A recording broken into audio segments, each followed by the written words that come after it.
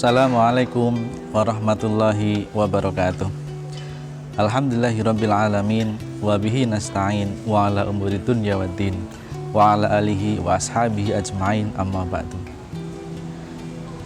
Wa qala Nabi sallallahu alaihi wasallam, Iqra'ul Qur'ana fa innahu ya'ti yaumal qiyamati syafi'an li ashabihi.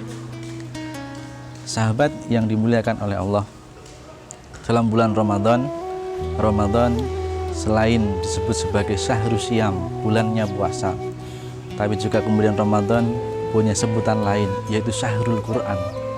Oleh karenanya Al-Quran, kitab suci umat Islam, diturunkan pada bulan yang mulia di bulan Ramadan ini, tepat pada malam nuzulul Quran.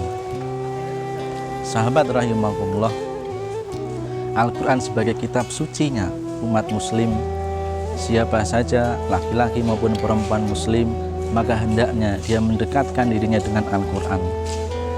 Baginda besar Nabiullah Muhammad SAW pernah mengatakan, Iqra'ul Qur'ana fa innahu ya'ti yaumal qiyamati syafi'an li ashabihi.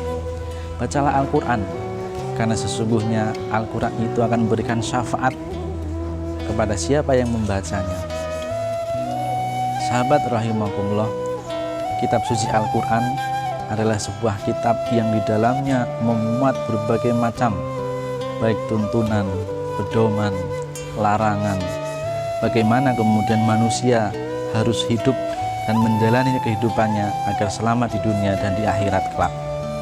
Di dalam Al-Quran juga kemudian berisi kisah-kisah para nabi-nabi, para rasul-rasul terdahulu, yang kisah itu dimunculkan dalam Al-Quran, dihadirkan kepada umat manusia. Supaya apa?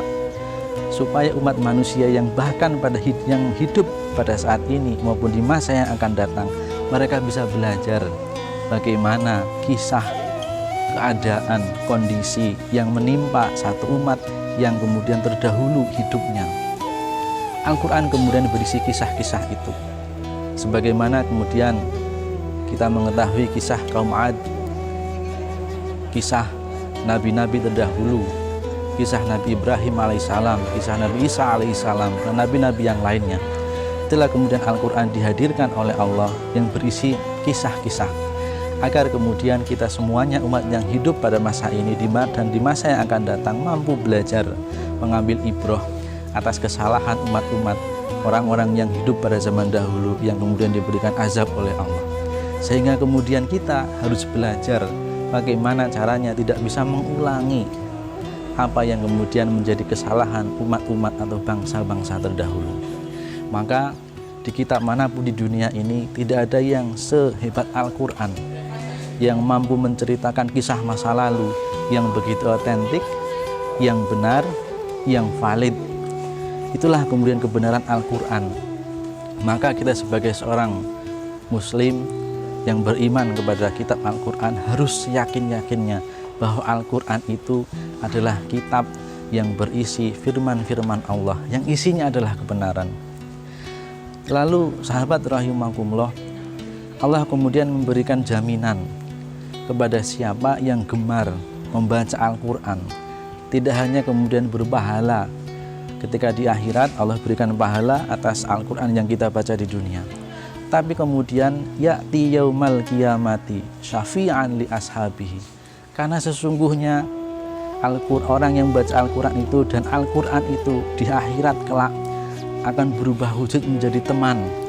Ketika kita sudah meninggal dan dibangkitkan lagi di akhirat, Al-Quran yang kita baca di dunia tiap saat itu akan menjadi teman kita di tengah gelap gulita, di tengah kita tidak mempunyai arah, di tengah kita dalam ketakutan, berada dalam alam yang sangat sekali baru bagi kita, tidak pernah kita menempati sebelumnya, dalam ketakutan yang sungguh luar biasa.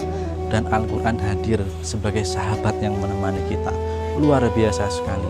Al-Quran memberikan syafaatnya oleh karena kita membaca tiap hari. Sahabat rahimakumullah, maka mari dalam bulan-bulan Ramadan ini kita tingkatkan pendekatan kita terhadap Al-Quran.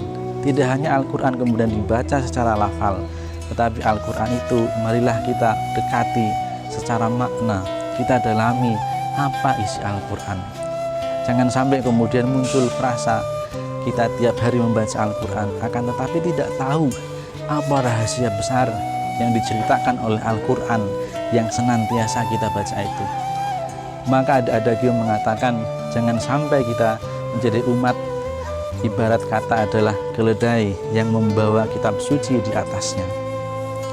Tiap hari kita baca, tapi tak sedikit pun kita mau merenungi makna daripada isi Al-Quran tersebut.